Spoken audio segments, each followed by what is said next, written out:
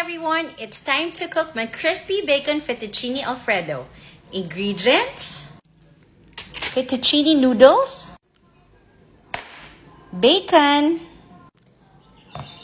Nestle all-purpose cream, cream cheese, garlic salt, butter. Dapat salted, pero pwede na to itong unsalted.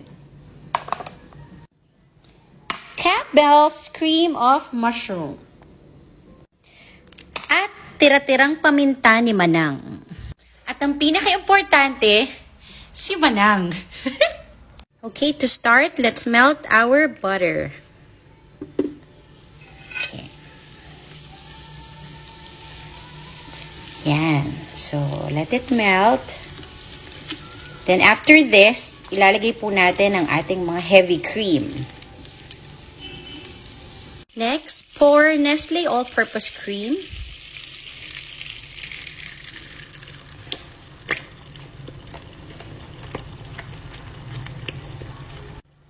Haluin. Kailangan po walang buo-buo.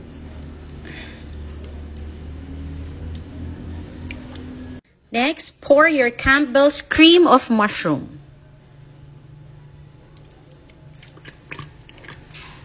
Okay, so, yan. So, nandiyan na yung ating Campbell's cream of mushroom, our Nestle cream, and the butter. Haluin. Dapat po walang buo-buo. Yan. Para creamy, dapat wala siyang buo-buo. Let's put our cream cheese and mix, let it melt. Ay, sayang yun. Yan. So, nandiyan yung butter and ating Nestle all-purpose cream, Campbell's cream of mushroom, and our cream cheese. Ang bango-bango na. Yum. Garlic salt. Salt and pepper.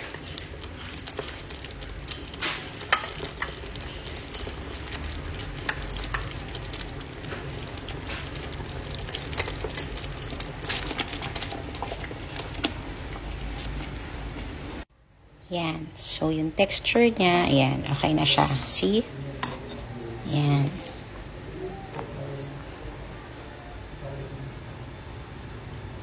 Okay, tas lalagay na natin ang ating fettuccine noodles.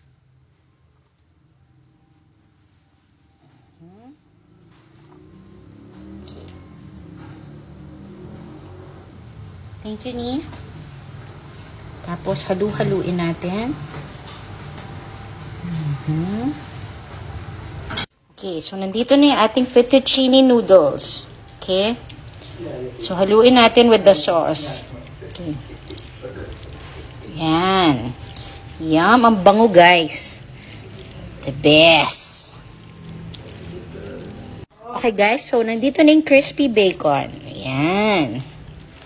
Crispy bacon. Okay, guys, it's time to eat and to taste our crispy bacon fettuccine alfredo. Yum. Okay, tikman na natin. Yung mga crispy bacon pa yan. So, it's up to you if you would like to add cheddar cheese or parmesan cheese. Pero ako okay na kasi meron siyang cream cheese.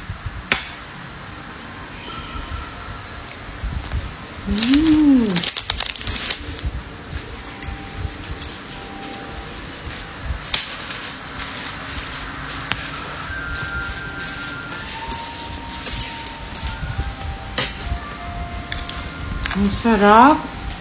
Ano, ma? Masarap ba? Okay, dad ko naman ang titikim ng luto ko.